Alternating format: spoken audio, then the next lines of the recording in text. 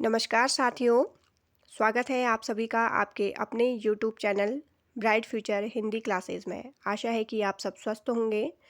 मैं आपको बताना चाहती हूँ कि क्लास 1 जो हमारी चली हुई थी, उसमें हिंदी साहित्य का इतिहास और उसका जो वर्गीकरण किया गया था, उसको हमने कंप्लीट किया। तो आज मैं वर्गीकरण के आधार पर जो पहला विभाजन किया गया था हिंदी साहित्य को आदिकाल में, तो उसका आज ये टॉपिक लेकर आई हूँ। इसमें हम आदिकालीन साहित्य और उसकी जो परिस्थितियाँ तथा प्रवृत्तियाँ थी उसके बारे में अध्ययन करेंगे। और हम इसी टॉपिक में ही वीर गाथात्मक काव्य, जिसे रासो काव्य भी कहा जाता है, जैन साहित्य, नाथ साहित्य और सिद्ध साहित्य के प्रमुख जो कवि रहे तथा उनकी रचनाएं, तो उसके बारे में हम इसमें जानेंगे। तो चलिए शुरू करते हैं हमारी आज की ये क्लास 2। आप चाहें तो बीच बीच में इसमें से नोट्स भी तैयार कर सकते हैं अपनी प्रतियोगी परीक्षा के लिए, क्योंकि मैं बहुत ही महत्वपूर्ण इसमें टॉपिक लेकर आई हूँ। किसी काल विशेष के साहित्य की जानकारी से तदयुगीन मानव समाज को समग्रतः जाना जा सकता है। दूसरे शब्दों में, किसी काल विशेष के साहित्य में पाई जाने वाली प्रवृत्तियाँ तत्कालीन परिस्थितियों के सापेक्ष होती हैं। तो जो भी किसी भी काल विशेष का साहित्य होता है, उसमें जो भी विशेषताएं हमें मिलती हैं, तो वो विशेषताएं कहीं ना कहीं से उस समाज की परिस्थितियों से जुड़ी हुई होती हैं। यह सिद्धांत इस बात की आवश्यकता पर बल देता है कि साहित्य के प्रेरक तत्व के रूप में हम युगीन परिवेश को अवश्य जान लें। आदिकालीन साहित्य भी इसका अपवाद नहीं है। इस काल के साहित्य में जो प्रमुख विशेषताएं उपलब्ध हो रही हैं, वे तदयुगीन परिस्थितियों से विकसित हुई हैं। तो जो भी हमें साहित्य में जो प्रमुख विशेषताएं दिखती हैं, हम साहित्य के द्वारा जो भी विशेषताओं को देखते हैं, तो कहीं ना कहीं से वे उस युग की परिस्थितियों से जुड़ी हुई होती हैं या उन्हीं से विकसित हुई होती हैं। अतः आदिकालीन साहित्य की प्रमुख प्रवृत्तियों से परिचित होने से पूर्व कारण स्वरूप तत्कालीन राजनीतिक, धार्मिक, सामाजिक एवं सांस्कृतिक परिस्थितियों का आकलन कर लेना चाहिए। इसलिए हमें अगर आदिकाल को के साहित्य को जानना है, उसकी प्रमुख विशेषताओं से हमें परिचित होना है, तो हमें उस समय का जो राजनीतिक माहौल था, धार्मिक माहौल, सामाजिक और सांस्कृतिक, इन सब के बारे में हमें अध्ययन करना चाहिए। हिंदी साहित्य का आदिकाल आचार्य शुक्ल के अनुसार संवत 1050 विक्रमी से लेकर संवत 1375 विक्रमी तक, अर्थात महाराजा भोज के समय से लेकर हमीर देव के समय के कुछ पीछे तक माना जा सकता है। तो ये आपके लिए बहुत इम्पोर्टेंट पॉइंट है कि आचार्य शुक्ल ने आदिकाल का समय कब से कब तक माना है। तो ये माना है संवत 1050 से विक्रमी से लेकर संवत 1375 विक्रमी तक। और अगर राजा से संबंधित क्वेश्चन आए कि कौन से महाराज के समय से माना जाता है, तो महाराज भोज के समय से लेकर हमीर देव के समय तक। कुछ अन्य विद्वानों यथा डॉक्टर राम कुमार वर्मा ने इसका समय 8वीं सदी से 14वीं सदी तक स्वीकार किया है। लेकिन डॉक्टर राम कुमार वर्मा ने इसका जो समय है वो 8वीं सदी से 14वीं सदी तक स्वीकार किया है। इस काल की विभिन्न परिस्थितियों का आकलन निम्न शीर्षकों के अंतर्गत किया जा सकता है। तो हमें सबसे पहले उस समय की जो राजनीतिक परिस्थिति थी उसे भी जानना होगा कि किस तरह का वहाँ राजनीतिक माहौल था उस समय। राजनीतिक दृष्टि से यह युद्ध और अशांति का काल था।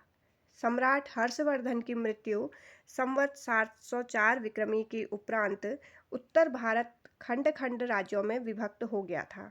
गहरवार, परमार, चौहान और चंदेल वंशों के राजपूत राजाओं ने अपने अपने स्वतंत्र राज्य स्थापित कर लिए थे। राजपूत राजा निरंतर युद्धों की आग में जलते जलते अंततः शक्ति क्षीण हो गए थे और विदेशी आक्रांताओं का डटकर मुकाबला करने की स्थिति में नहीं रह गए थे। राजपूत शासकों में परस्पर युद्ध किसी आवश्यकतावश नहीं होते थे, कभी कभी तो शौर्य प्रदर्शन मात्र के लिए भी युद्ध किए जाते थे। तो कुल मिलाकर उस समय जो राजनीतिक माहौल था वो केवल युद्ध का ही था, अशांति फैली हुई थी सब जगह।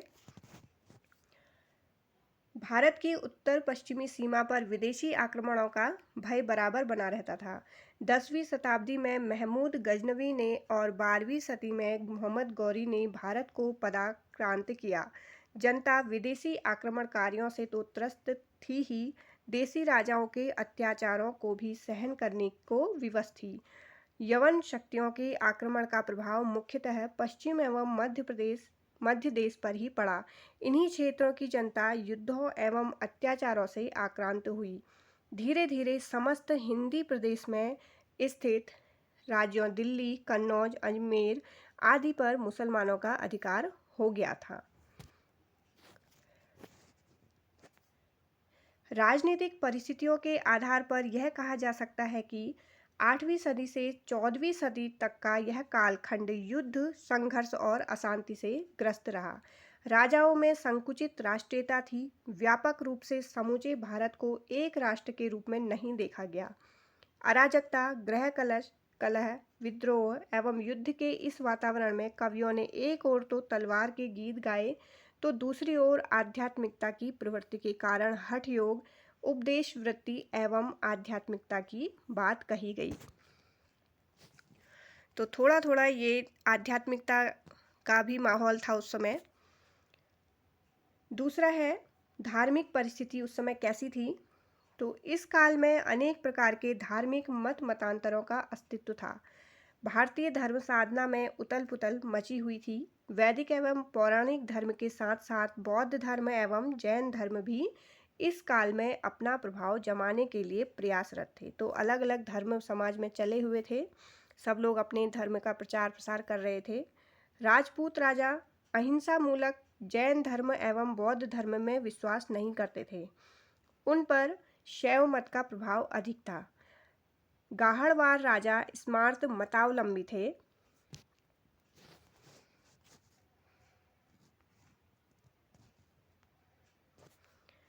मालवा नरेश वैदिक धर्म के अनुयायी थे तथा कलचुरी नरेश शैव धर्मावलंबी थे। वस्तुतः समस्त उत्तर भारत में धीरे धीरे शैव मत बौद्धों एवं स्मार्तों के प्रभाव को ग्रहण करता हुआ एक नए रूप नाथ संप्रदाय के रूप में विकसित हो रहा था। तो इस तरह से नाथ संप्रदाय यहाँ पर विकसित हो रहा था।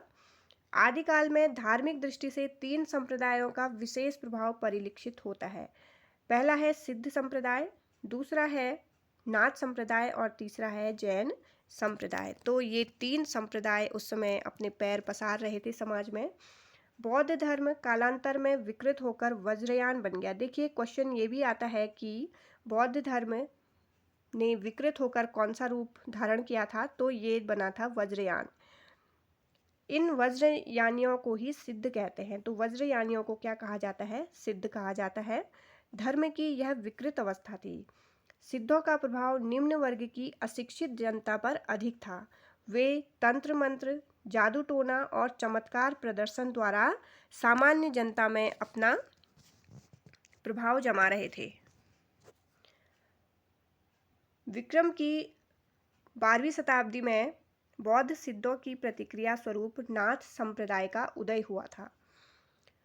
जीवन को अधिक से अधिक संयम और सदाचार के अनुशासन में रखकर परम सत्ता का साक्षात्कार घट के भीतर किया जा सकता है। नाथ पंथ के प्रवर्तक गोरखनाथ ने इसी का प्रचार प्रसार किया, क्योंकि लोग बहुत ज़्यादा ही विलासी जीवन जीने लग गए थे। तो उसके बाद एक नए पंथ का उदय हुआ जिसे नाथ पंथ कहा जाता है, और उनके जो प्रवर्तक थे श्री गोरखनाथ जी ने अपने नाथ पंथ का बहुत प्रचार प्रसार किया, और ये हमेशा सदाचार और अनुशासन की बातें किया करते थे। नाथ पंथ में योग पर विशेष बल दिया गया, साथ ही वर्ण व्यवस्था का विरोध एवं बाह्य आडंबरों का खंडन किया गया। तो बिल्कुल भी ये बाह्य आडंबरों का बहुत खंडन करते थे गोरखनाथ जी।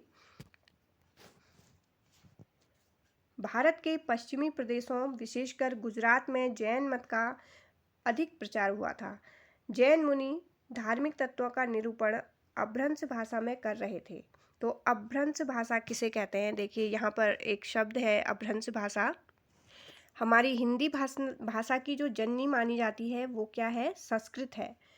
संस्कृत भाषा हमारी हिंदी भाषा की आदि भाषा या आदि जननी भाषा मानी जाती है।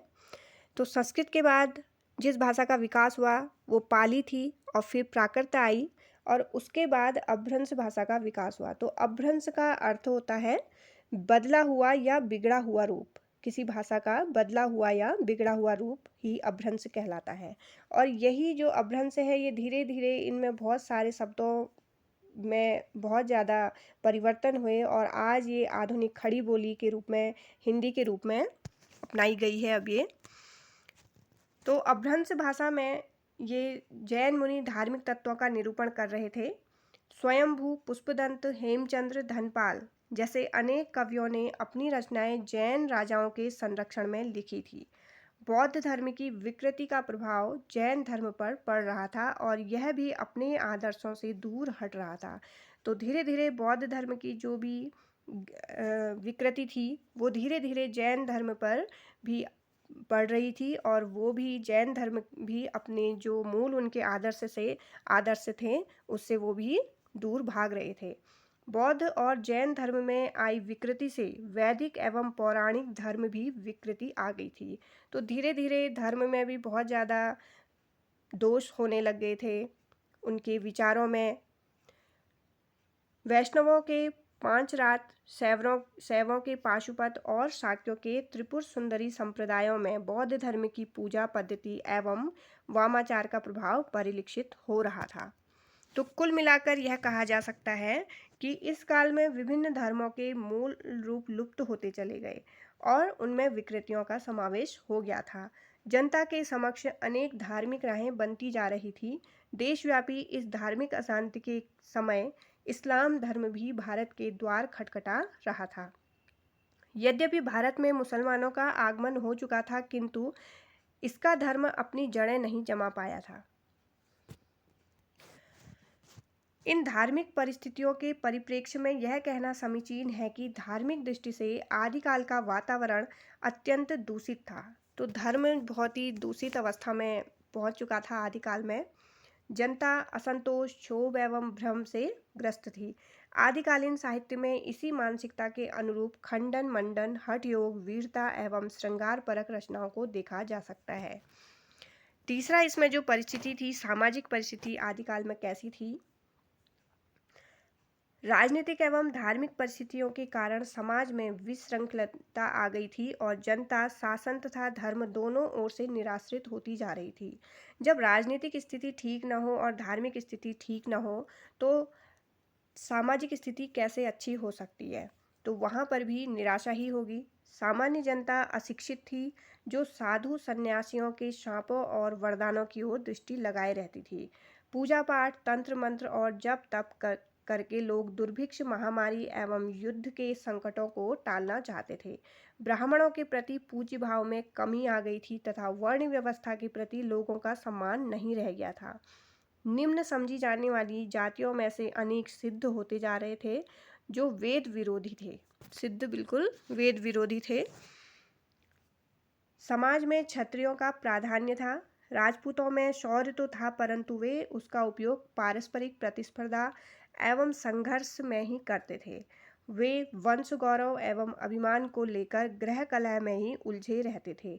सुंदर राजकुमारियों से बलपूर्व विवाह करने के लिए राजपूतों में युद्ध छिड़ जाना एक सामान्य बात हो गई थी और ये चीज़ें रासो ग्रंथ में भी बहुत हमें देखने को मिलती है कि किस तरह से एक राजा ने रानी को बचाने के लिए दूसरे से युद्ध लड़ा। जीवन यापन के साधन दुर्लभ थे तथा निर्धनता, युद्ध, अशांति के कारण जनता सदैव आतंकित रहती थी। तत्कालीन रासो काव्य में समाज की इस स्थिति का पूरा चित्र उपलब्ध होता है। चौथा है इसमें साहित्यिक परिस्थिति उस समय कैसी थी आदिकाल में? आदिकाल में साहित्यिक रचना की तीन धाराएं बह रही थी। एक ओर तो परंपरागत संस्कृत साहित्य की रचना हो रही थी तो दूसरी ओर प्राकृत अपभ्रंश भाषा में प्रभूत साहित्य का सृजन जैन कवियों के द्वारा किया जा रहा था। तो धीरे धीरे संस्कृत में के शब्दों में बदल कर जो भाषा निकली वो पाली से, फिर प्राकृत और प्राकृत से अपभ्रंश तो इस तरह से वहाँ पर कवियों के द्वारा साहित्य का सृजन किया जा रहा था, जैन कवियों द्वारा। तीसरी धारा हिंदी में लिखे जाने वाले साहित्य की थी। इस काल में संस्कृत साहित्य के अंतर्गत पुराणों एवं स्मृतियों पर टीकाएं लिखी गई थी तथा ज्योतिष एवं काव्य शास्त्र पर अनेक मौलिक ग्रंथों की रचना की गई थी।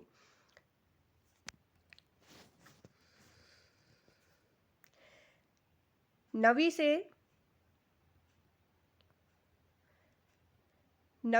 11वीं सदी तक कन्नौज एवं कश्मीर संस्कृत साहित्य के केंद्र में रहे। आनंदवर्धन, मम्मट, भोज, क्षेमेंद्र, कुंतक, राजशेखर, विश्वनाथ, भवभूति, श्रीहर्ष जैसी प्रतिभाएं इस युग की देन है। इस काल में अपभ्रंश मुख्यतः धर्म की भाषा बन गई थी। जैन कवियों ने गुजरात में रहकर अनेक पुराणों को अपभ्रंश में नए रूपों में प्रस्तुत किया। तो सबसे पहले हम कह सकते हैं कि अपभ्रंश भाषा का जो प्रयोग किया वो जैन कवियों ने अपने साहित्य में करना प्रारंभ किया था। स्वयंभू, पुष्पदंत, धनपाल, हेमचंद्र जैसे जैन कवियों ने जो साहित्य प्रस्तुत किया वह अपनी मौलिकता एवं साहित्यिकता के कारण उच्च कोटि का है। देखिए, जो जैन कवि हैं वो स्वयंभू हैं, पुष्पदंत हैं, धनपाल हैं, हेमचंद्र हैं। तो इस तरह के क्वेश्चन भी आ जाते हैं कि स्वयंभू किस प्रकार के कवि रहे या धनपाल किस प्रकार के कवि रहे, नाथ, सिद्ध, जैन, और आपको इस तरह से ऑप्शन दिए जाएंगे तो आप जैन कवि में आप टिक कीजिएगा।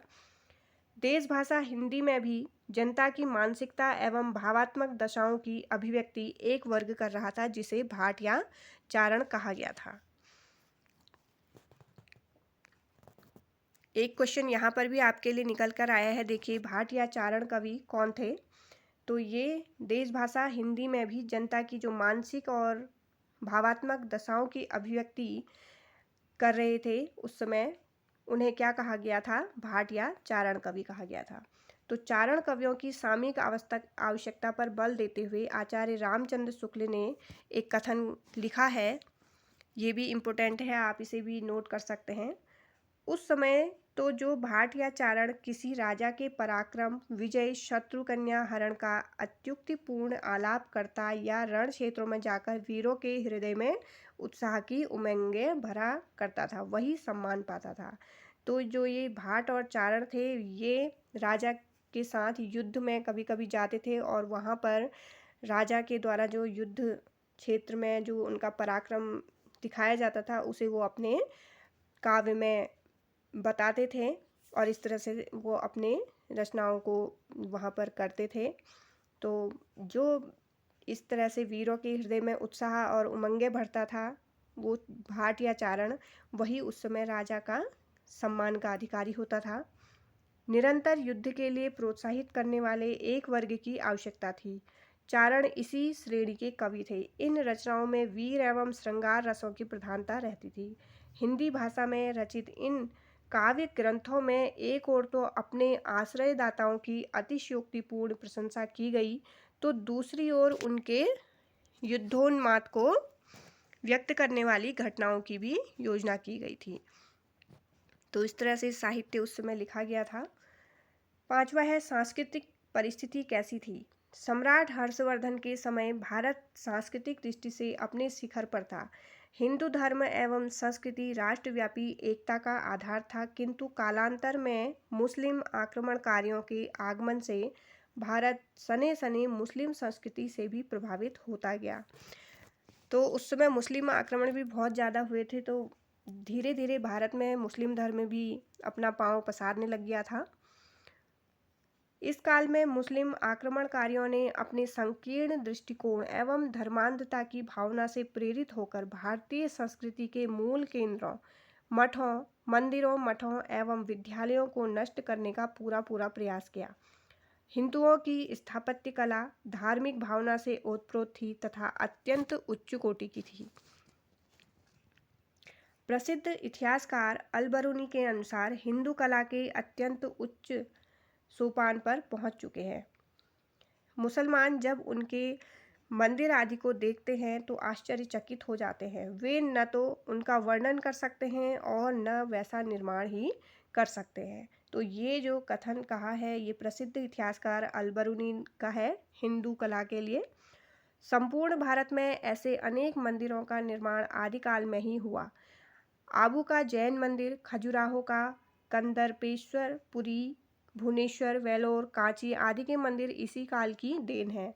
मुस्लिम संस्कृति का प्रभाव आदिकालीन हिंदू संस्कृति पर अनेक क्षेत्रों में पड़ने लगा। उत्सव, मेले, परिधान, आहार, मनोरंजन आदि अनेक बातों में मुस्लिम रंग चढ़ने लगा था। दूसरी ओर हिंदू संगीत, कला, वास्तुकला, आयुर्वेद एवं गणित का प्रभाव मुस्लिम संस्कृति पर पड़ने लगा। यह निष्कर्ष निकाल लेना इस दिशा में असंगत न होगा कि आदिकालीन भारतीय संस्कृति परंपरा से विच्छिन्न होकर मुस्लिम संस्कृति के गहरे प्रभाव को स्वीकार करती जा रही थी। तो मुस्लिम जो संस्कृति थी वो भारतीयों के संपर्क में आ रही थी, तो भारतीय भी उनसे प्रेरित हो रहे थे, उनकी संस्कृति को अपना रहे थे और भारतीयों की संस्कृति मुस्लिम धर्म अपना रहा था। संगीत के क्षेत्र में दोनों संस्कृतियों ने परस्पर आदान प्रदान पर्याप्त मात्रा में किया। गायन, वादन और नृत्य पर मुस्लिम प्रभाव पड़ रहा था तथा अनेक वाद्य यंत्र, सारंगी, तबला, अलगोजा से हिंदू परिचित हो रहे थे। आदिकालीन भारतीय संस्कृति निश्चित रूप से हास्योन्मुखी थी। तो यहाँ पर हमने जो उस समय की सामाजिक, राजनीतिक और धार्मिक इस तरह की परिस्थितियाँ थी उनके बारे में देखा कि किस तरह की विशेषताएं रही थी। अब यहाँ पर हम आदिकालीन साहित्य की जो प्रमुख यहाँ पर इनका प्रभाव रहा था, आदिकालीन साहित्य की जो प्रमुख प्रवृत्तियाँ थी उसे हम यहाँ पर देखेंगे। प्रमुख प्रवृत्तियाँ,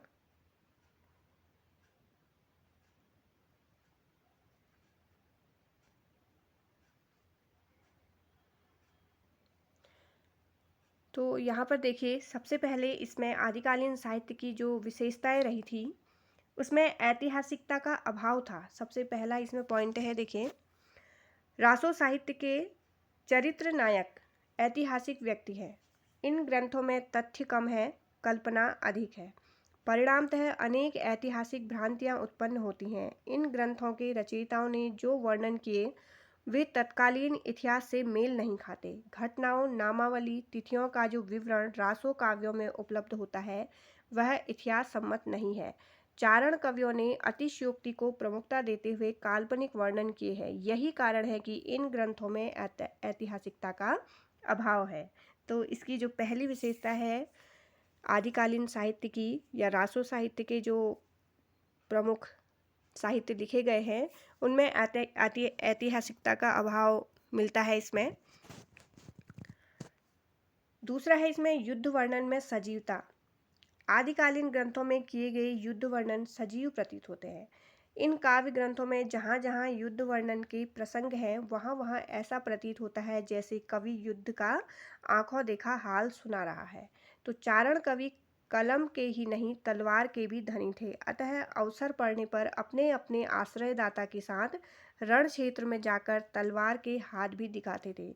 युद्ध के दृश्यों को उन्होंने अपनी आंखों से देखा था, अतः इन युद्ध वर्णनों में जो कुछ भी कहा गया है वह उनकी अपनी वास्तविक अनुभूति है। इन कवियों ने केवल सैन्य बल का ही नहीं अपितु योद्धाओं की उमंगों, मनोदशाओं और क्रियाकलापों का सुंदर वर्णन इनमें किया गया है।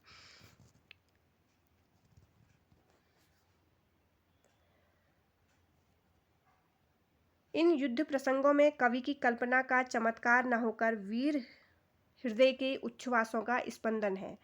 तत्कालीन परिस्थितियों के कारण युद्ध एक अनिवार्य आवश्यकता थी, अतः एक ऐसे वर्ग की अपेक्षा राजाओं को रहती थी जो वीरों को युद्ध के लिए प्रेरित भी करे। चारण कवि इसी आवश्यकता की पूर्ति करते थे। इनके इस योगदान की चर्चा करते हुए आचार्य हजारी ने, देखिए यहाँ पर क्या लिखा है, आप इसे भी नोट्स कर सकते हैं क्योंकि इस तरह के कथन एग्जाम में पूछे जाते हैं। देश पर सब ओर से आक्रमण की संभावना थी। निरंतर युद्ध के लिए प्रोत्साहित करने को भी एक वर्ग आवश्यक हो गया था। चारण इसी श्रेणी के लोग थे। उनका कार्य ही था हर प्रसंग में आश्रयदाता के युद्धोन्माद को उत्पन्न कर देने वाली घटना योजना का आविष्कार। पृथ्वीराज रासो अपने युद्ध वर्णनों के कारण भी एक सशक्त रचना मानी जाती है। तो इस तरह से चारण कवि युद्ध में जाकर अपना साहित्य रचते थे और अपने राजा कि वहाँ पर जो भी उन्होंने घटना देखी होती थी उसे काव्य के रूप में, साहित्य के रूप में वो सृजित करते रहते थे। तीसरा है प्रामाणिकता में संदेह। आदिकाल के अधिकांश रासो कवियों की प्रामाणिकता संदिग्ध है। पृथ्वीराज रासो को इस काल की प्रमुख रचना बताई गई है, यह भी क्या है, अप्रमाणिक मानी गई है। आचार्य रामचंद्र शुक्ल के अनुसार इसके अतिरिक्त तो और कुछ कहने की जगह नहीं कि यह पूरा ग्रंथ वास्तव में जाली है। तो क्वेश्चन ये भी बनता है कि पृथ्वीराज रासो को जाली ग्रंथ किसने कहा है? तो पृथ्वीराज रासो को जो जाली ग्रंथ माना है वो आचार्य रामचंद्र शुक्ल जी ने माना है। इसी प्रकार खुमान रासो और परमाल रासो की प्रामाणिकता में भी संदेह है। मूल कवि की रचना में अन्य लोगों ने कब और कितना अंश प्रक्षिप्त रूप से जोड़ दिया है, इसका वर्णन कर पाना कठिन है। भाषा शैली और विषय सामग्री के आधार पर यह निष्कर्ष निकाला जा सकता है कि रासो काव्य समय समय पर परिवर्तित एवं परिवर्धित होते रहे हैं। अगली जो आदिकालीन साहित्य की विशेषता थी वो वीर एवं श्रृंगार रस की इसमें प्रधानता है। रासो ग्रंथों में यद्यपि सभी रसों का समावेश हुआ है तथापि वीर एवं श्रृंगार रस की प्रधानता इसमें परिलक्षित होती है। युद्धों का सजीव वर्णन होने से वीर रस की योजना इनमें अनायास ही हो गई है। वीरों के मनोभाव एवं अदम्य उत्साह का जैसा हृदयग्राही वर्णन रासो काव्यों में किया गया है वैसा अन्यत्र दुर्लभ है। पृथ्वीराज रासो में ऐसे अनेक मर्मस्पर्शी स्थल हैं जहां वीर रस का पूर्ण परिपाक हुआ है। युद्ध शौर्य प्रदर्शन के लिए तथा सुंदर राजकुमारियों से विवाह करने के निमित्त लड़े जाते थे, अतः श्रृंगार रस के भावपूर्ण वर्णनों का समावेश भी इन ग्रंथों में हो गया है। राजकुमारियों के जो स्वप्निल सौंदर्य का अतिशयोक्तिपूर्ण वर्णन नखशिख परिपाटी पर किया गया है। नायिका के रूप सौंदर्य के साथ साथ संधि और षट ऋतु वर्णन का सम्यक समावेश भी रासो ग्रंथों में किया गया है। पांचवा देखिए, इसमें आश्रयदाताओं की प्रशंसा भी इसमें की गई है। रासो ग्रंथों के रचयिता चारण कहे जाते थे और अपने आश्रयदाता राजाओं की प्रशंसा में काव्य रचना करना अपना परम कर्तव्य मानते थे। अपने चरित्र नायक की श्रेष्ठता एवं प्रतिपक्षी राजा की हीनता का वर्णन अतिशयोक्ति में करना इन चारणों की प्रमुख विशेषता कही जा सकती है। दरबारी कवि होने के कारण इन कवियों ने आश्रयदाता के शौर्य, यश, वैभव का काल्पनिक एवं अतिशयोक्तिपूर्ण वर्णन किया है। पृथ्वीराज रासो एवं खुमान रासो इसी कोटि की प्रशंसा परक काव्य रचनाएं हैं जिनमें कवि ने अपने चरित्र नायक को राम, कृष्ण, युधिष्ठिर, अर्जुन और हरिश्चंद्र से भी श्रेष्ठ बताते हुए प्रत्येक दृष्टि से उनकी महत्ता प्रतिपादित की है। तो आश्रयदाताओं की बहुत ज़्यादा वो प्रशंसा करते थे कवि। छठी जो विशेषता है देखिए, संकुचित राष्ट्रीयता। इस काल में वीरता का वर्णन तो बहुत हुआ परंतु स्वदेशाभिमान एवं राष्ट्रीयता की भावना का अभाव है। उस समय देश खंड खंड राज्यों में विभक्त था और इन छोटे छोटे राज्यों के शासक परस्पर कलह और संघर्ष में रत रहते थे। वे 10-20 गांवों के छोटे से राज्य को ही राष्ट्र समझते थे, अतः उनमें संपूर्ण भारत को एक राष्ट्र के रूप में देखने की भावना का अभाव था। परिणामतः विदेशी आक्रांताओं के विरुद्ध संगठित होकर युद्ध करने में वे कभी सफल नहीं हुए। पड़ोसी राज्य पर विदेशी आक्रमण होने पर ये रंच मात्र भी विचलित नहीं होते थे। इसी संकुचित राष्ट्रीयता के कारण धीरे धीरे सभी देशी राजा साम्राज्य विदेशी आक्रांताओं द्वारा पददलित किए जाते रहे। अगली जो विशेषता रही आदिकालीन साहित्य की वो विविध छंदों का प्रयोग। रासो ग्रंथों में छंदों की विविधता परिलक्षित होती है। छंदों की यह विविधता हिंदी के न तो परिवर्ती साहित्य में मिलती है न पूर्ववर्ती साहित्य में। पृथ्वीराज रासो में अनेक छंदों का प्रयोग हुआ, जैसे दोहा, गाथा, पद्धरि, तोमर, तोटक, रोला, उल्लाला, साटक, कुंडलियाँ आदि। यह छंद परिवर्तन मात्र कलात्मकता या चमत्कार प्रदर्शन के लिए न होकर भाव प्रकाशन के लिए किया गया है। छंदों की विविधता के कारण ही चंद बरदाई को छंदों का सम्राट और उनकी रचना पृथ्वीराज रासो को छंदों का अजायब घर कहा जाता है। तो ये देखिए 2 पॉइंट आपके लिए है कि छंदों की विविधता के कारण किसे छंदों का सम्राट कहा गया, तो चंद बरदाई को, और उनकी रचना पृथ्वीराज रासो को छंदों का अजायब घर कहा गया था। आचार्य हजारी प्रसाद द्विवेदी ने रासों के छंदों की विशेषता पर प्रकाश डालते हुए क्या लिखा है, देखिए। रासों के छंद जब बदलते हैं तो श्रोता के चित्त में प्रसंगानुकूल नवीन कंपन उत्पन्न कर देते हैं। तो ये इम्पोर्टेंट है पॉइंट, पहले एग्जाम में पूछा गया है ये। हजारी प्रसाद द्विवेदी जी का ये कथन है। नवा देखिए, नवी जो विशेषता रही है बहुत इम्पोर्टेंट है ये विशेषता, डिंगल पिंगल भाषा का प्रयोग। आदिकालीन रासो साहित्य में जिस भाषा का प्रयोग किया गया है वह आधुनिक हिंदी से बहुत भिन्न है। अपभ्रंश और राजस्थानी भाषा के जिस मिले जुले रूप का प्रयोग चारण कवियों ने रासो ग्रंथों में किया उसे डिंगल नाम दिया गया। तो डिंगल भाषा किससे बनी है? अपभ्रंश और राजस्थानी भाषा के मेल से। और इसी प्रकार तत्कालीन अपभ्रंश और ब्रज भाषा के मेल से बनी भाषा को पिंगल, और अपभ्रंश और ब्रज भाषा के मेल से बनी है पिंगल, तथा अपभ्रंश और राजस्थानी से बनी है डिंगल। तो ये एग्जाम में पूछा जाता है कि डिंगल भाषा कौन कौन सी भाषा के दो मेल से बनी है, या पिंगल भाषा किन भाषाओं के मेल से बनी है। आप इनको पॉइंट को नोट कर लीजिएगा। जिसका प्रयोग भी इन ग्रंथों में किया गया है। वीर रस के भावों को व्यक्त करने की अद्भुत क्षमता डिंगल पिंगल भाषा में विद्यमान है। अनुस्वारांत प्रवृत्ति एवं द्वित्व वर्णों की प्रधानता भी रासों की भाषा में उपलब्ध होती है। संस्कृत की तत्सम शब्दावली के साथ साथ तद्भव शब्दों का प्रयोग भी इन काव्य ग्रंथों में प्रचुरता से किया गया है।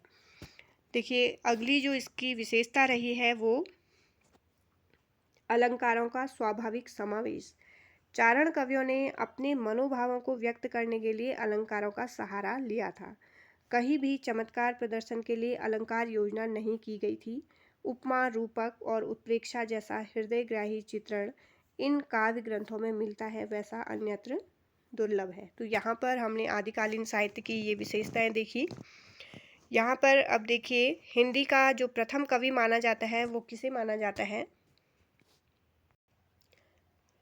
पहला पॉइंट देखिए, राहुल सांकृत्यायन ने 7वीं शताब्दी के कवि सरहपाद को हिंदी का पहला कवि माना है। वे 84 सिद्धों में से एक हैं। तो राहुल सांकृत्यायन ने सबसे पहला जो कवि माना है हिंदी का वो कौन है? वो है सरहपाद, जो कि 84 सिद्धों में से एक रहे हैं।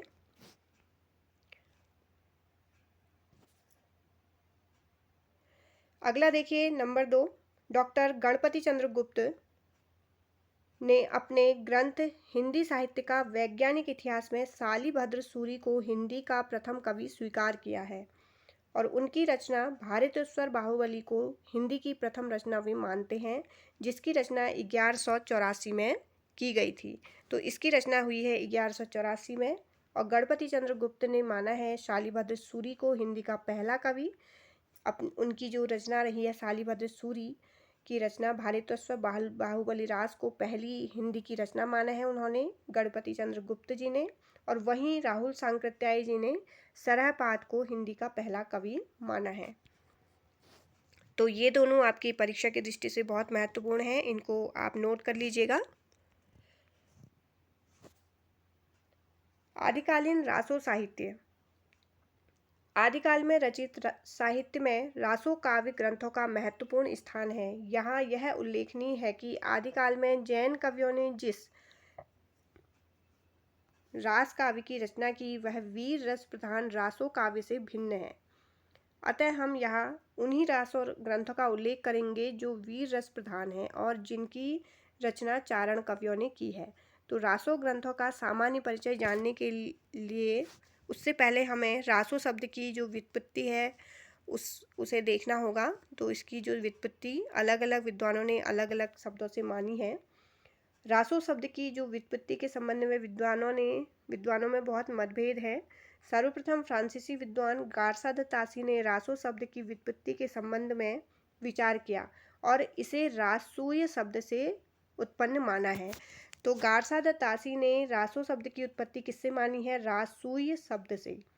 किंतु उनका यह मत कि वीरगाथा काव्यों में रासूय यज्ञों का उल्लेख है, तो वो ये मानते थे कि जितने भी वीरगाथा काव्य हैं उनमें रासूय यज्ञों का उल्लेख किया गया है, इसीलिए ये रासो शब्द वहीं से निकला है।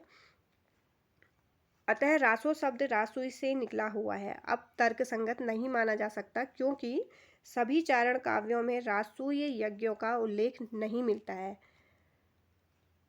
इसमें ऐसी रचनाएं भी मिलती हैं जो रासो नाम से अभिहित तो की गई हैं, पर उनकी विषय वस्तु वीरता परक न होकर प्रेम परक भी हैं। तो जरूरी ये नहीं था कि उसमें रासुई यज्ञ किया हो या फिर उसमें केवल वीरता का ही गुणगान किया हो। कुछ श्रृंगार परक रचनाएं भी हैं। कुछ अन्य विद्वानों ने रासो शब्द को राजस्थानी भाषा के रास शब्द से जोड़ने का प्रयास किया है, जिसका अर्थ है लड़ाई झगड़ा या युद्ध। परंतु यह मत भी कल्पना पर आधारित है क्योंकि कई रासो ग्रंथों में युद्धों का नितांत अभाव है। डॉक्टर नरोत्तम स्वामी ने रासो शब्द की व्युत्पत्ति राजस्थानी भाषा के रसिक शब्द से मानी है, जिसका अर्थ है कथा काव्य। तो नरोत्तम स्वामी जी रासो शब्द की उत्पत्ति रसिक शब्द से मानते हैं, जो कि एक राजस्थानी भाषा का शब्द है और इसका अर्थ होता है कथा काव्य।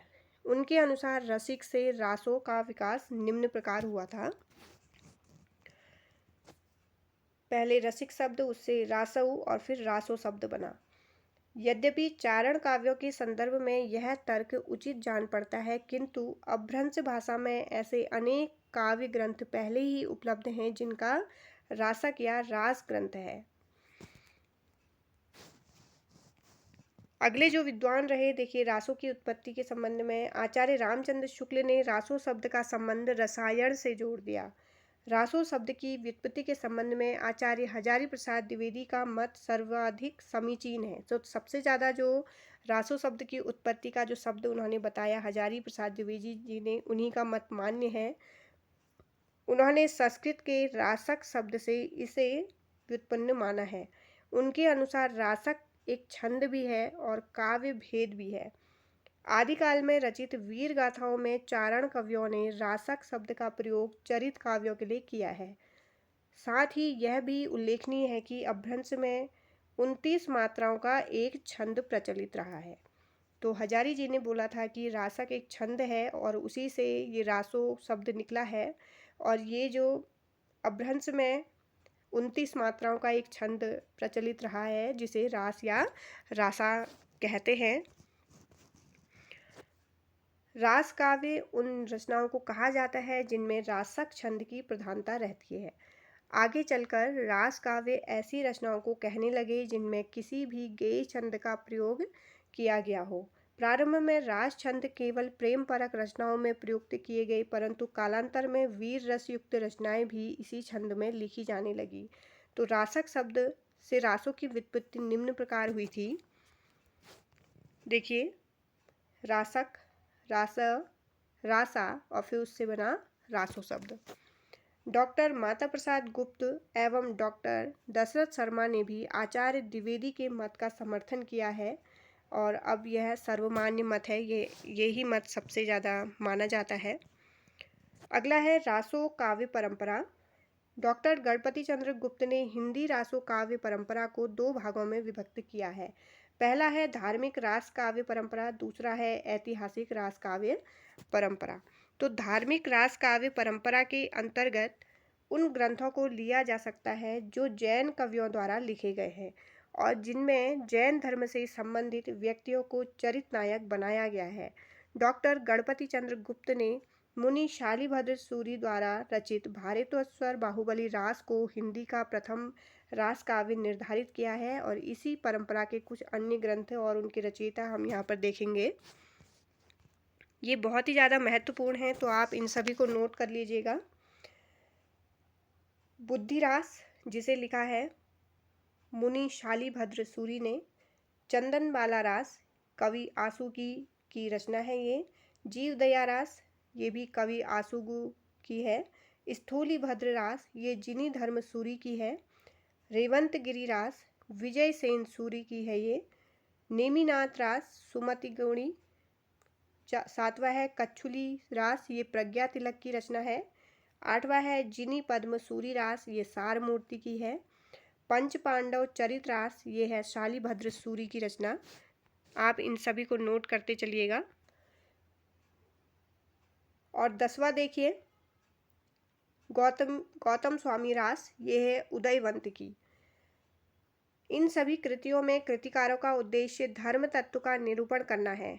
इनकी कथानक का स्रोत जैन पुराण है, तो ये सभी जैन साहित्य हैं और इनमें प्रबंध शैली का निर्वाह सफलतापूर्वक किया गया है। छंदों की विविधता इन रास काव्यों की प्रमुख विशेषता रही है। आप इन सभी जितने भी ये जैन साहित्य के रचनाकार हैं और जैन साहित्य, इन सभी को आप नोट कर लीजिएगा, ये एग्ज़ाम में पूछे जाते हैं, रचना और रचनाकार। ऐतिहासिक रासो काव्य परंपरा के अंतर्गत वे ग्रंथ हैं जिन्हें वास्तविक रूप से आदिकालीन हिंदी रासो काव्य परंपरा में स्थान दिया गया है। चारण कवियों द्वारा रचित वीर गाथा काव्य इसी वर्ग के अंतर्गत आते हैं। हिंदी रासो काव्य परंपरा के अंतर्गत आने वाले इन ग्रंथों की सूची निम्नवत हैं, जो कि बहुत प्रमुख हैं। अक्सर इसमें से एग्जाम में प्रश्न पूछे जाते हैं। पहला देखिए बीसल देव रासो, जो कि नरपति नाल की रचना है। दूसरा है पृथ्वीराज रासो, चंद बरदाई जी की है। तीसरा है परमाल रासो जगनेक। चौथा है बुद्धि रासो जलहण, विजयपाल रासो नल सिंह, हमीर रासो सांगधर और खुमार रासो दलपति विजय। बहुत ज़्यादा महत्वपूर्ण ये रचनाएं और रचनाकार हैं। वीर रस की सहज अभिव्यक्ति एवं मध्यकालीन सामंतवादी जीवन के यथार्थ चित्रण की दृष्टि से रासो काव्य परंपरा के अंतर्गत महत्वपूर्ण कहे जा सकते हैं। और यहाँ पर हम कुछ प्रमुख ग्रंथों का परिचय भी प्राप्त करेंगे जो कि रासो ग्रंथ रहे हैं। पहला देखिए बीसल देव रासो। बीसल देव रासो के रचयिता नरपति नाल ने इस ग्रंथ की रचना संवत 1212 विक्रमी में की थी और इसका रचना काल पूछा जाता है अक्सर, तो आप इसे नोट कर लीजिएगा। इस ग्रंथ के चरित नायक विग्रहराज चतुर्थ एक ऐतिहासिक व्यक्ति है, किंतु अन्य रासो काव्यों की भांति इनमें भी अनेक ऐतिहासिक भ्रांतियां हैं जो यह प्रमाणित करती हैं कि इस ग्रंथ में तथ्य कम है और कल्पना अधिक है। इस बीसल देव रासो की रचना यद्यपि आदिकाल में हुई, तथापि अन्य रासो काव्यों की भांति यह वीर गाथात्मक कृति न होकर एक विरह काव्य है, जिसका मूल रूप वस्तुतः गेय काव्य था। गेय काव्य होने के कारण ही इसका स्वरूप परिवर्तित होता रहा। बीसल देव रासो आदिकाल की एक श्रेष्ठ काव्य कृति है जिसे 4 खंडों में विभक्त किया गया है। प्रथम खंड में अजमेर के राजा विग्रहराज चतुर्थ, जिसे बीसल देव कहा गया है, का परमारवर्षी राजा भोज की कन्या राजमती से विवाह दिखाया गया है। तो राजमती का बीसल देव से विवाह हुआ था। द्वितीय खंड में रानी के व्यंग्य से रुष्ट राजा के उड़ीसा चले जाने की कथा है। 12 वर्ष तक बीसल देव उड़ीसा में रहता है और उसके विरह में रानी राजमती अत्यधिक वेदना का अनुभव करती है।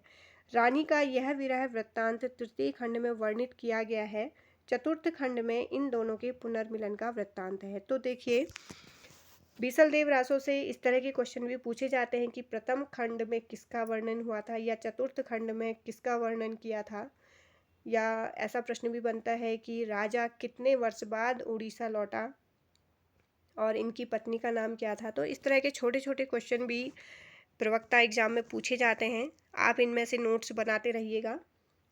बीसल देव रासो 125 छंदों की एक प्रेम परक रचना है। तो इसमें छंद भी पूछे जाते हैं कि बीसल देव रासो में कितने छंद हैं, जिसमें संदेश रासक की भांति विरह की प्रधानता है। विरह के स्वाभाविक चित्रण के साथ साथ संयोग के मर्म स्पर्शी चित्र भी इसमें अंकित किए गए हैं। कवि ने प्रकृति के रमणीय चित्र अंकित करके इस काव्य कृति के महत्व को द्विगुणित कर दिया है। आचार्य रामचंद्र शुक्ल ने बीसल देव रासो की रचना की भाषा को वीर रस राजस्थानी माना है, जिसका व्याकरण अभ्रंश के अनुरूप है। रासो साहित्य का जो दूसरा प्रमुख साहित्य रहा है वो है पृथ्वीराज रासो।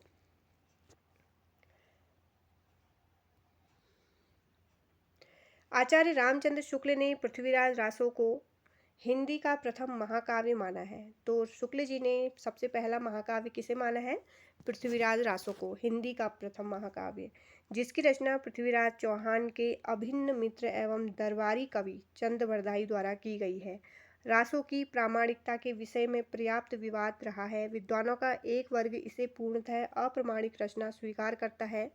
इस वर्ग के विद्वानों में प्रमुख हैं आचार्य रामचंद्र शुक्ल, कवि राजा श्यामल दास, डॉक्टर वूलर, मुंशी देवी प्रसाद, गौरी शंकर, हीरा चंद ओझा।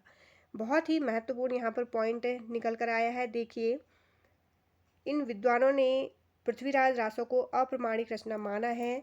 तो एग्ज़ाम में अक्सर ये जो कवि हैं या विद्वान हैं, इनके नाम दिए जाते हैं और इनमें से पूछा जाता है कि किसने पृथ्वीराज रासो को अप्रमाणिक माना है या नहीं माना है। इस तरह का क्वेश्चन आता है, तो आप इसे ज़रूर नोट करिएगा। और इसी में दूसरा वर्ग ऐसा है जो इसे प्रामाणिक रचना मानता है। प्रामाणिक मानने वाले हैं डॉक्टर श्याम सुंदर दास, मोहनलाल विष्णु पांड्या, मिश्र बंधु और कर्नल टाड। तीसरा वर्ग इसमें ऐसा था जिन्होंने इसे अर्ध प्रमाणिक माना था पृथ्वीराज रासो को।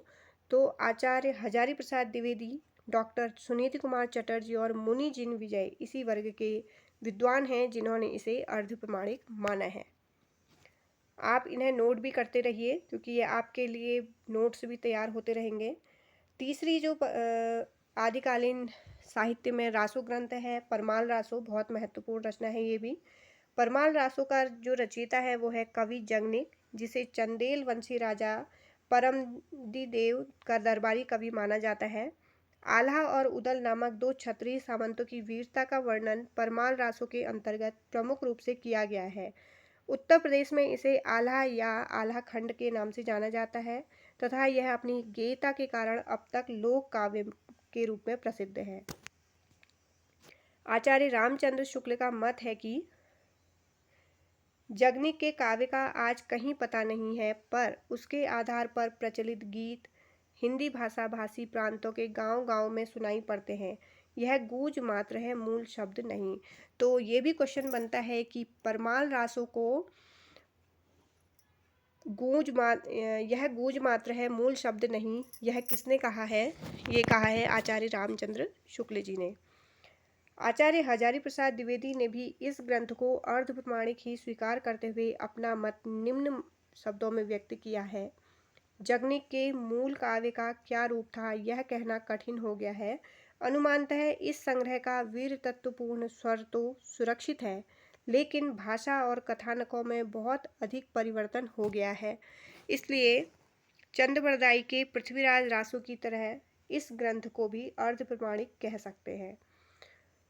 परमाल रासो का रचनाकाल 13वीं सदी के प्रारंभ में माना गया है। वीर भावना का जितना प्रौढ़ रूप इस ग्रंथ में मिलता है वैसा अन्यत्र दुर्लभ है।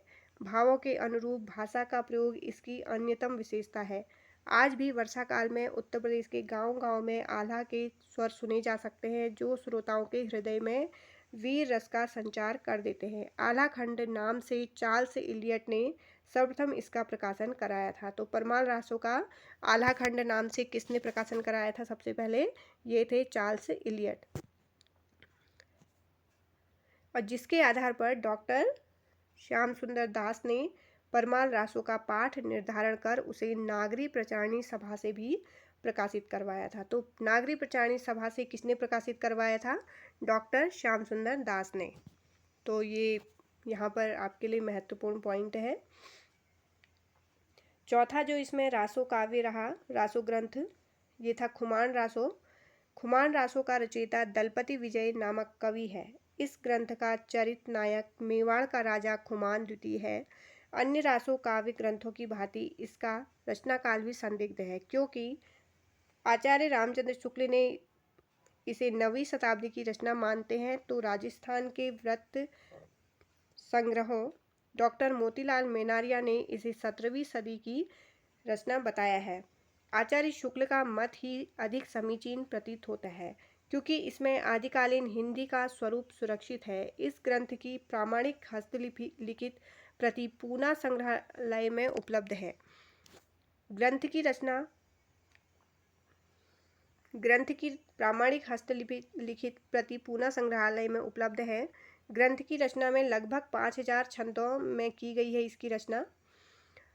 वस्तु वर्णनों के अंतर्गत नायिका भेद एवं ऋतु वर्णन का समावेश भी इसमें किया गया है। यद्यपि वीर रस ही ग्रंथ का प्रधान रस है, तथापि श्रृंगार के मार्मिक एवं हृदय स्पर्शी चित्र भी इसमें उपलब्ध होते हैं। अनेक ऐतिहासिक भ्रांतियों को समाविष्ट किए हुए इस ग्रंथ में विविध छंदों का प्रयोग किया गया है। तो इसमें लगभग कितने हैं? 5000 छंदों में इसकी रचना की गई है, इस ग्रंथ की रचना की गई है। तो हमारा ये 4 रासो ग्रंथ मैं यहाँ पर लेके आई हूँ आपके लिए, तो इसमें से आप मुख्य पॉइंट नोट कर सकते हैं। आदिकालीन साहित्य के स्मरणीय तथ्य, इसमें जो प्रमुख अभी हमने रासो काव्य पढ़े थे, रासो ग्रंथ, उनमें देखिए रचयिता भी हैं और रचनाकाल भी है। पृथ्वीराज रासो, जिसके रचयिता चंद बरदाई, रचनाकाल 1343 है और ये पूछे जाते हैं। बीसलदेव रासो, नरपति नाल, इसके रचनाकार हैं और रचनाकाल 1212 ईस्वी। परमाल रासो जगनिक हैं इसके और रचनाकाल लगभग 13वीं सदी। खुमान रासो दलपति विजय द्वारा लिखा हुआ है, 1729 ईस्वी इसका रचनाकाल है। विजयपाल रासो देखिए नल्ल सिंह की रचना है, ये 16वीं सदी इसका रचनाकाल है।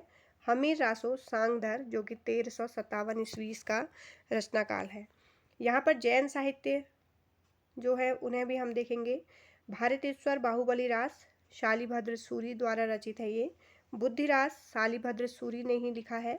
चंदन बाला रास आसगु, ये सब जैन साहित्य हैं।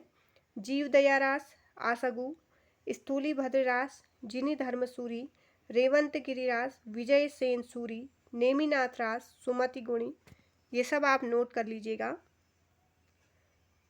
कच्छुली रास प्रज्ञा तिलक, जिनी पद्म सूरी रास सार मूर्ति, गौतम स्वामी रास उदयवंत, पंच पांडव चरित रास शालिभद्र सूरी। और इनके अलावा भी कुछ अन्य पुस्तकें देखिए। जय चंद्र प्रकाश भट्ट केदार, जय मयंक जस चंद्रिका, ये मधुकर कवि की है। विद्यापति पदावली विद्यापति की है। खुसरो की पहेलियाँ अमीर खुसरो, ढोला मारू रा दुहा, ये कुशल लाभ का है। और इनमें से अनेक रचना या रचनाकाल और रचनाकार ये सब पूछे जाते हैं। स्मरणीय हम इसमें से बिंदु देख लेते हैं जो हमने अभी व्याख्या देखी थी। रासो शब्द की व्युत्पत्ति रासक से हुई है, जो एक गेय छंद होता है। और हजारी प्रसाद द्विवेदी जी ने ये माना था कि रासो शब्द की व्युत्पत्ति किससे हुई है? रासक शब्द से, और यही सर्वमान्य मत है। पृथ्वीराज रासो वीर रस प्रधान ग्रंथ है। इसके बृहद संस्करण में 69 सर्ग हैं। तो पृथ्वीराज रासो में कितने सर्ग हैं? 69। यह हिंदी का प्रथम महाकाव्य है जिसकी रचना चंद बरदाई ने की थी। तीसरा पॉइंट है बीसलदेव रासो एक श्रृंगार रस प्रधान ग्रंथ है। अगला है विजय पाल रासो और हमीर रासो अपभ्रंश की रचनाएं हैं और अधिकतर जो रासो काव्य हैं वो अप्रमाणिक हैं।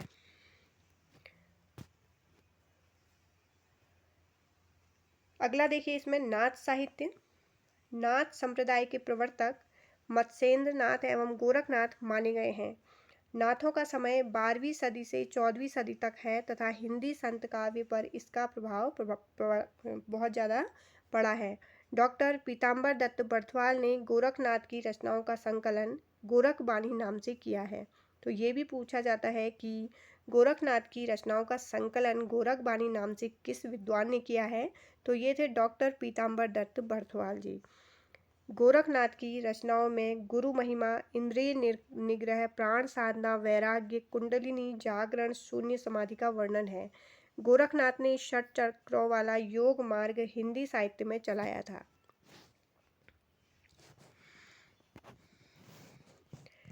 आचार्य हजारी प्रसाद द्विवेदी के अनुसार इनकी सबसे बड़ी कमजोरी इनका रूखापन एवं गृहस्थ के प्रति अनादर भाव है। गोरखनाथ के लिए इन्होंने ये कथन बोला था। तो ये भी पूछा जाता है एग्जाम में। जैसे सिद्धों की संख्या 84 प्रसिद्ध है, वैसे ही नाथों की संख्या 9 मानी गई है। तो नाथों की संख्या 9 और सिद्धों की संख्या 84। शिव ही आदिनाथ है। इनके अतिरिक्त मत्स्येंद्र नाथ, जालंधर नाथ और गोरखनाथ ही प्रमुख हैं। तो इन्हें बहुत ज़्यादा मान्यता दी गई है नाथ संप्रदाय में। अगला देखिए सिद्ध साहित्य। बौद्ध धर्म की 2 शाखाएं हो गई थी। पहली हीनयान और दूसरी वज्रयान। वज्रयानियों को ही सिद्ध कहा गया है। राहुल सांकृत्यायन ने सिद्धों की संख्या 84 बताई है। ये लोग अपने नाम के पीछे पा जोड़ते थे, जैसे सरहपा, लुइपा, शबरपा, डोमपिपा आदि। 7वीं 8वीं सदी में सिद्धों का समय माना जाता है। कुछ प्रमुख सिद्ध और उनकी कृतियाँ इस प्रकार हैं, देखिए इनमें से एग्जाम में पूछे जाते हैं अक्सर। सरहपा, जिन्होंने दोहा कोश लिखा है, 769 ईस्वी इसका रचनाकाल है। इन्हें सरहपाद भी कहा गया है और जिनकी 32 रचनाओं का उल्लेख है। दूसरे हैं शबरपा, इन्होंने चर्यापद लिखे जो कि 780 ईस्वी इसका रचनाकाल है। तीसरे हैं लुइपा, शबरपा के ये शिष्य थे, इनकी रचना का अभी तक कोई उल्लेख नहीं है। अगले हैं डोमपिपा, विरूपा के ये शिष्य थे जो कि 840 ईस्वी इनका रचनाकाल है। डोम्बी गीतिका इनकी रचना है। अगला देखिए कणहपा, 74 ग्रंथों के ये रचयिता थे।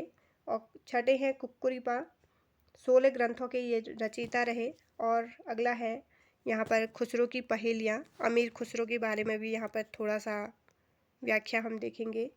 अमीर खुसरो, जिनका कि जन्म है 1255 ईस्वी और मृत्यु 1324 ईस्वी। इनका जन्म वर्ष भी पूछा जाता है, तो 1255 ध्यान रखिएगा आप।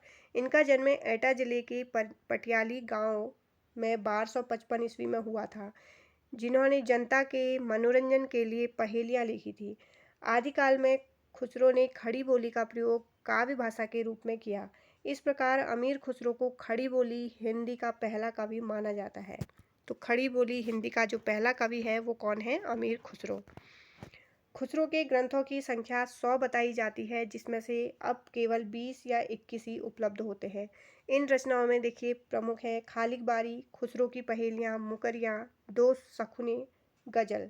अमीर खुसरो की कृति खालिक बारी एक शब्दकोश है, तुर्की, अरबी, फारसी, हिंदी भाषाओं का पर्यायवाची कोश।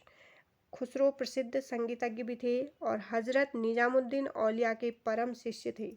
तो ये किसके शिष्य रहे? हजरत निजामुद्दीन औलिया के। उन्होंने ही सितार और तबला का आविष्कार किया। तो सितार और तबला के जो आविष्कार करता थे वो अमीर खुसरो है। यहाँ पर अब आदिकालीन अपभ्रंश साहित्य को भी हम देख लेते हैं एक बार। और संदेश रासक रचयिता हैं अब्दुल रहमान। इनका जो काल है वो 12वीं सदी का उत्तरार्ध। एक ये विरह काव्य है संदेश रासक। पौम चरियू, ये स्वयंभू द्वारा रचित है। 8वीं सदी राम कथा का वर्णन है इसमें। रिट्ठिणेमी चरियू, ये स्वयंभू द्वारा रचित है। 8वीं सदी इसका रचनाकाल है और कृष्ण काव्य रहा है ये। नाग कुमार चरियू स्वयंभू द्वारा रचित 8वीं सदी में। महापुराण, ये पुष्पदंत की रचना है। 10वीं सदी तीर्थंकरों एवं राम कृष्ण का चरित है इसमें। भविष्यत कहा, ये धनपाल की रचना है। 10वीं सदी वणिक पुत्र भविष्य दत्त की कथा का वर्णन है इसमें, वणिक पुत्र। अगले हैं उपदेश रसायन रास, जिनी दत्त सूरी। 12वीं सदी नृत्य गीत रास काव्य है ये। परमात्म प्रकाश जो इंदु द्वारा रचित है, 6ठी शताब्दी और धर्म दर्शन का वर्णन किया गया है इसमें। अगला है योग सार, ये है जो इंदु की रचना, 6ठी शताब्दी और धर्म दर्शन है इसमें भी। पाहुण दोहा, ये राम सिंह का है, बहुत बार पूछा गया है पाहुण दोहा। 11वीं सदी दार्शनिकता, विद्याधर जज्जल, देखिए 11वीं सदी का है और दार्शनिकता का वर्णन है इसमें। अगला है प्राकृत पैंगलम, ये इसमें विद्याधर जज्जल, बब्बर एवं सांगधर की रचनाओं का इसमें संकलन किया है। और एक ये छंद शास्त्र है। प्राकृत पैंगलम क्या है? एक छंद शास्त्र। अगला है ढोला मारू रा दूहा, ये भी बहुत बार पूछा गया है, कुशल लाभ का है ये। विरह काव्य है, 11वीं शताब्दी में रचित है ये। अगला देखिए इसमें विद्यापति की पदावली। आदिकाल में विद्यापति का जो रचना काल है वो 1403 ईस्वी माना गया है। तो जैसे श्रृंगारी कवि भी इसमें हुए थे आदिकाल में, जिन्होंने मैथिली भाषा में पदावली की रचना की। कीर्तिलता कीर्तिपता का उन्होंने अपभ्रंश भाषा में लिखी है। वे मिथिला के राजा शिव सिंह के दरबारी कवि थे। विद्यापति को मैथिल कोकिल, कवि शेखर, अभिनव जयदेव के नामों से भी जाना जाता है। विद्यापति शैव थे तथा उनकी पदावली में भक्ति एवं श्रृंगार का समन्वय दिखाई पड़ता है। विद्यापति की मैथिली भाषा में रचित पदावली गेय पदों में रचित है। विद्यापति एक भक्त थे अथवा श्रृंगारी, यह एक विवाद का विषय है।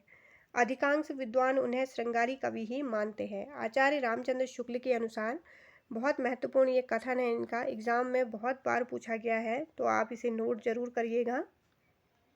विद्यापति के पद अधिकतर श्रृंगार के ही हैं, जिनमें नायिका और नायक राधा कृष्ण हैं। आध्यात्मिक रंग के चश्मे आजकल बहुत सस्ते हो गए हैं, उन्हें चढ़ाकर जैसे कुछ लोगों ने गीत गोविंद के पदों को आध्यात्मिक संकेत बताया है, वैसे ही विद्यापति के इन पदों को भी। तो आप इसे नोट कर लीजिएगा, ये एग्जाम में बहुत पूछा जाता है। आदिकालीन जो गद्य है वो कौन सा है, देखिए, मैथिली हिंदी में रचित गद्य की एक अन्य पुस्तक वर्ण रत्नाकर, इसके लेखक हैं ज्योतिरीश्वर ठाकुर, भी उपलब्ध होती है। हिंदी गद्य के विकास में इस पुस्तक का भी विशेष महत्व है। राउरवेल नामक गद्य रचना के रचयिता रोडा है और यह एक शिलांकित कृति है, तो इसका रचनाकाल 10वीं सदी है। तो ये भी पूछा जाता है कि कौन सी कृति शिलांकित कृति है, तो ऑप्शन आपको दे दिए जाएंगे बहुत सारे, तो आप राउरवेल में टिक करिएगा। शिलाओं में लिखी हुई कृति जो है राउरवेल। आदिकालीन साहित्य की जो प्रमुख प्रवृत्तियाँ थी वो हमने ऊपर देखी थी, लेकिन इनको हम एक बार और शॉर्ट में देख लेते हैं। पहला है रासो काव्य की रचना हुई इसमें। दूसरा है वीर और श्रृंगार रस की प्रधानता रही। तीसरा है संदिग्ध प्रामाणिकता थी। चौथा है ऐतिहासिकता का अभाव था इसमें। पांचवा है कल्पना की प्रचुरता रही। छठा है संकुचित राष्ट्रीयता थी। सातवां मुक्तक एवं प्रबंध काव्यों की रचना की गई थी।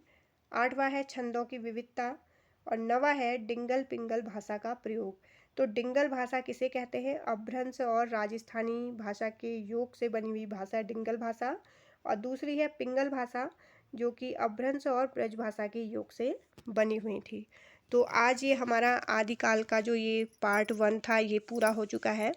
मैं इसके थर्ड जो क्लास रहेगी इसमें हिंदी साहित्य का इतिहास, उसका काल विभाजन और पहला जो पार्ट है इसका आदिकाल, उससे संबंधित कुछ महत्वपूर्ण प्रश्न आपके लिए लेकर आऊँगी। तो आप मेरी उस वीडियो को ज़रूर देखिएगा, उस वीडियो में बने रहिएगा आप, वो आपके लिए बहुत ज़्यादा हेल्पफुल रहेगी।